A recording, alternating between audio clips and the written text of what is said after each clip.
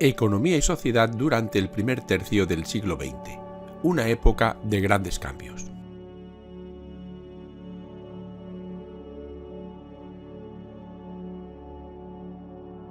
Y comenzaremos con una pequeña introducción.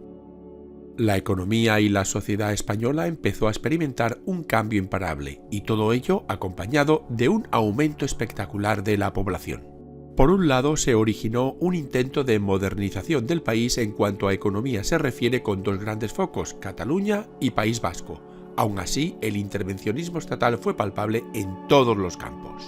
En el aspecto social, las clases medias eran minoritarias a pesar de su crecimiento, mientras que los obreros industriales en la ciudad y los jornaleros en el campo formaban el grueso de la población y vivían en unas condiciones deplorables. Esto hizo que el movimiento obrero, es decir, el anarquismo y el socialismo, arraigasen fuertemente en estos estratos sociales. Y en cuanto a la cultura, a pesar del alto índice de analfabetismo del país, esta experimentó un estallido gracias a la labor de numerosos intelectuales. Este es un mapa especificando el marco geográfico del tema que estamos estudiando, y esta es una tabla cronológica con los acontecimientos más importantes del periodo. Precisamente esta misma tabla está en nuestra web yucam.com, junto con los apuntes, su anexo y un práctico mapa conceptual muy útil para comprender el tema de un solo vistazo. Allí te podrás descargar todos estos elementos.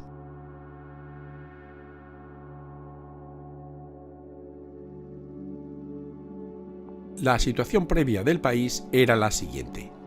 Durante el primer tercio del siglo XX, la población española aumentó en 5 millones, pasando de 18.600.000 habitantes en 1900 a 23.600.000 en 1930.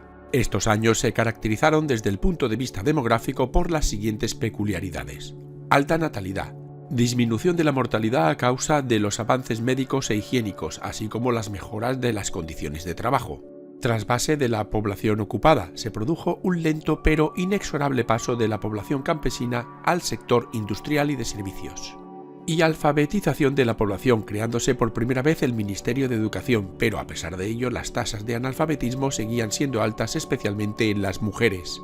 La Primera Guerra Mundial fue un periodo en el que las exportaciones españolas aumentaron extraordinariamente gracias a la posición neutral de nuestro país, convirtiéndose en suministrador de todo tipo de productos. Pero al finalizar el conflicto armado, la economía española sufrió un notable estancamiento. Entre 1900 y 1920 se quintuplicó el consumo de energía y durante estos años se inició el despegue de tres sectores con gran futuro: la industria cementera, la química y la ligera. A principios de siglo se fundó la compañía Altos Hornos de Vizcaya, que realizó grandes exportaciones de hierro. Además, modernizó su producción gracias al convertidor de Bessemer. Con este sistema se conseguía transformar el arrabio en acero inyectándole aire. Por otro lado, la industria textil catalana seguía estando protegida por el arancel de 1906, que le reservaba la totalidad del mercado nacional. En oposición a este auge, la minería asturiana comenzó su declive debido al agotamiento de sus filones y a la dura competencia de nuevos yacimientos en otras partes del mundo. En el sur, Andalucía experimentó una importante expansión en torno a los vinos de Jerez, el corcho y el algodón. Posteriormente surgieron Sevilla y Córdoba como centros de transformación, mientras que Algeciras, gracias a la familia Larios, conoció la implantación de la industria textil. La banca española se configuró en este periodo y comenzó a financiar la creación de numerosas empresas por toda la geografía nacional. El sector primario experimentó un gran crecimiento gracias a la protección estatal de la producción nacional mediante un arancel, pero a pesar de que los rendimientos agrícolas aumentaron, los precios eran todavía un 56% más altos que en Reino Unido y Estados Unidos y un 34% superiores a Francia. Podríamos decir que la agricultura española retrasó el crecimiento industrial al utilizar los campesinos una parte importante de su renta en la adquisición de productos agrícolas básicos y no emplear capital en la compra de bienes de equipo para tecnificar las tareas agrícolas. En transporte, en este periodo apenas se incrementó la red ferroviaria. Sin embargo, la red de carreteras creció de forma considerable, lo que permitió la utilización de un medio de transporte novedoso, el autobús de viajeros, que conectó muchos pueblos periféricos con la red de ferrocarriles. Se construyeron en total 13.000 kilómetros de nuevas carreteras por toda la geografía nacional. La intervención del Estado en la economía se intensificó y esta giró en torno a 4 ejes. Aumento de la protección de la economía nacional. incremento de las desgravaciones fiscales para aminorar los riesgos de las inversiones y garantizar una rentabilidad mínima, lo que permitió el impulso de sectores como el aeronáutico, el naval o el del carbón de hulla, la conversión del Estado en demandante de productos nacionales para la realización de sus obras mediante la Ley de Protección de la Industria Nacional, convirtiéndose así en uno de sus mayores empleadores, y el establecimiento de monopolios para controlar los sectores estratégicos de la economía, CAMSA para el petróleo, Telefónica para las comunicaciones y Renfe para el sector ferroviario. En otro orden de cosas, esta era la evolución de los diferentes grupos sociales. Dentro del bloque de poder estaba la nobleza, que se multiplicó durante el reinado de Alfonso XIII. Esta se asentaba en la propiedad de grandes extensiones de terreno, poseyendo además el control total del Senado. Hay que recordar que los grandes de España eran senadores por derecho propio, lo que les permitió rechazar aquellas leyes que fuesen en contra de sus intereses. Aún así, su peso político decreció debido al ascenso de la burguesía industrial y financiera catalana y vasca, que terminó convirtiéndose en el grupo predominante de este bloque.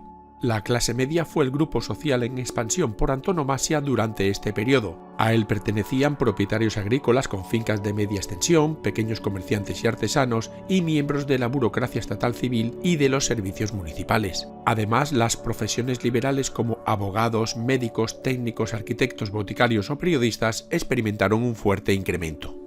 Durante estos años el ejército contaba con casi 5.000 altos mandos y más de 10.000 oficiales, cuyos elevados sueldos eran una pesada carga para el Estado y un impedimento para su modernización. Globalmente, el ejército se le puede incluir dentro de la clase media, entre la que se reclutaba la mayoría de sus oficiales, pero se vio afectado por la carestía de vida, por lo que formaron juntas de defensa. Su protagonismo político fue en aumento gracias a la guerra de Marruecos y al golpe de estado del general Primo de Rivera, y debido a todo esto su peso específico se fue incrementando.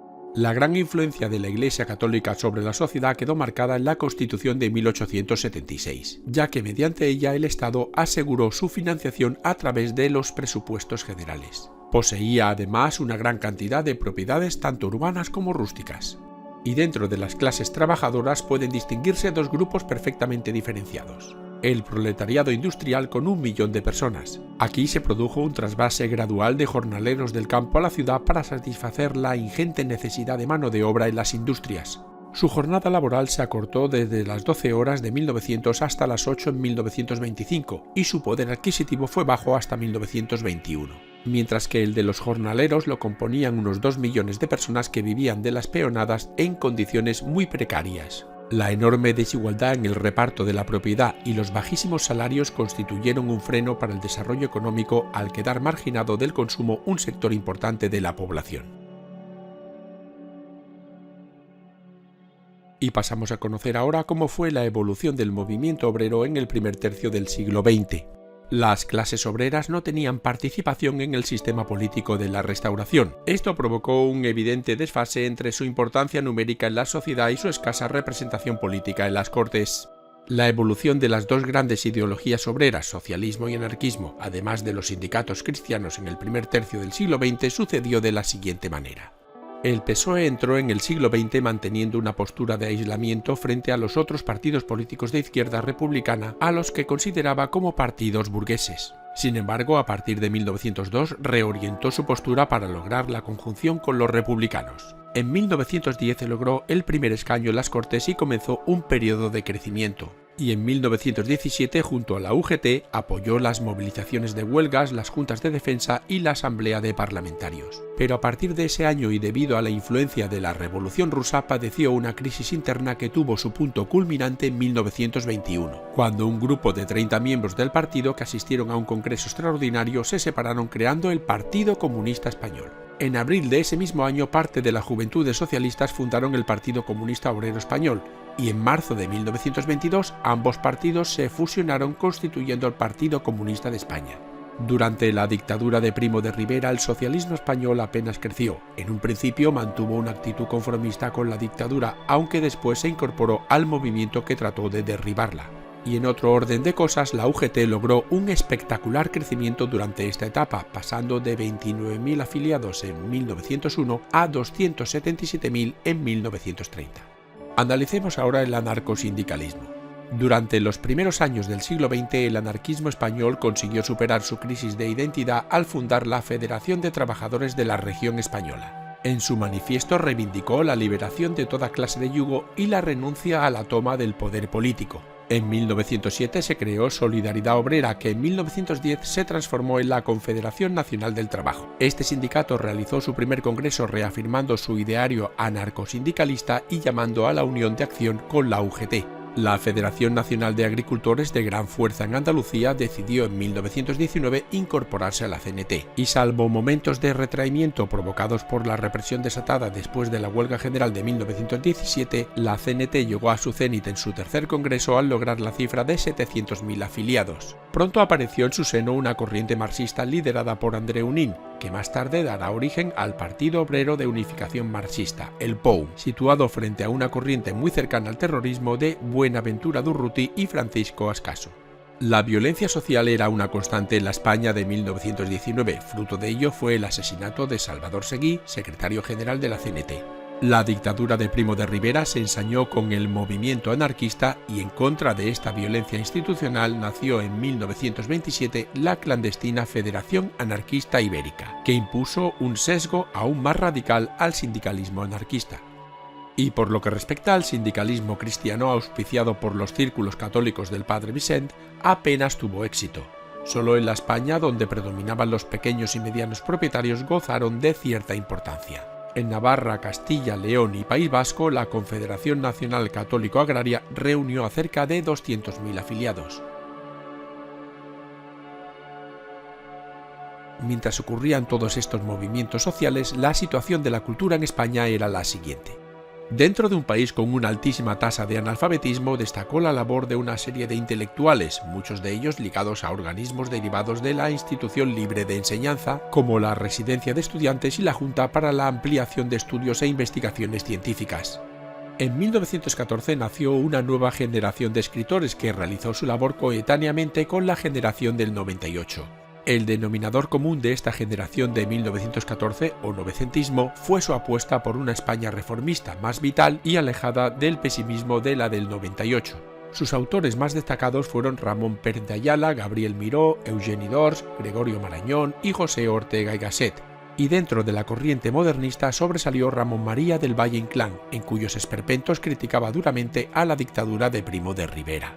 Antoni Gaudí fue la figura clave de la arquitectura española de esta época. Su obra es mundialmente conocida y en ella incorporó el ladrillo, el gusto por lo mudéjar y los artesonados de madera, y entre todas ellas destaca su inacabado templo expiatorio de la Sagrada Familia.